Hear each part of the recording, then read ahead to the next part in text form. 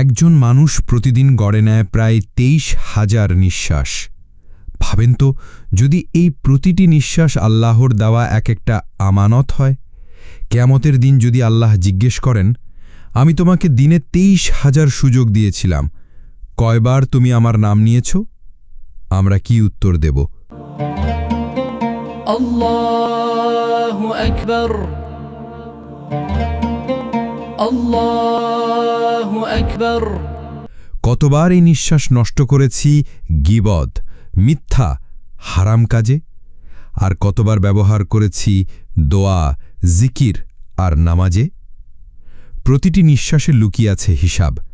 যে নিঃশ্বাস বের হয়ে গেল তা আর কোনোদিন ফেরত আসবে না। মানুষ সাধারণত ভাবে শ্বাস নেওয়া স্বাভাবিক কাজ, তাই তা গুরুত্বপূর্ণ নয়।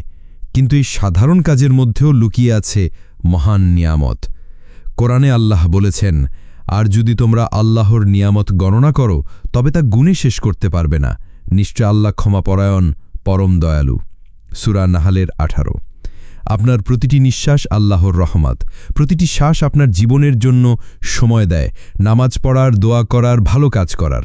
কিন্তু যদি আপনি এই নিয়ামতকে উদাসীন ভাবে নেন, তাহলে প্রতিটি শ্বাস নষ্ট হয়ে যায় গীবাতে, মিথ্যায়, হারাম কাজে। মানুষ ভাবে জীবন অনেক লম্বা, কিন্তু মৃত্যু এক মুহূর্তেই সব আনন্দ কেড়ে নেয়। কেউ বলবে, ইস যদি নামাজ পড়তাম, কেউ বলবে, ইস যদি গুনাহ থেকে বেঁচে থাকতাম। কিন্তু তখন আর কোনো সুযোগ নেই। তওবার দরজা শুধু খোলা থাকে জীবিতদের জন্য। শেষ শ্বাস চলে গেলে সেই দরজাও বন্ধ হয়ে যায়। আল্লাহ তাআলা পবিত্র কোরআনে বলেছেন, হে বিশ্বাসীগণ, তোমরা আল্লাহকে যথার্থভাবে ভয় করো এবং তোমরা মুসলিম না হয়ে মৃত্যুবরণ করো না। সূরা আলে ইমরানের 102। তাই ভাই বোন, আপনারা এখনও বেঁচে আছেন, আপনি শ্বাস নিচ্ছেন, এর মানে আল্লাহ আপনাকে আরেকটা সুযোগ দিয়েছেন। আজই ফিরে আসেন নামাজে, তওবায়, রবের দিকে, কারণ কেউ জানে না কখন আসবে তার শেষ শ্বাসের মুহূর্ত।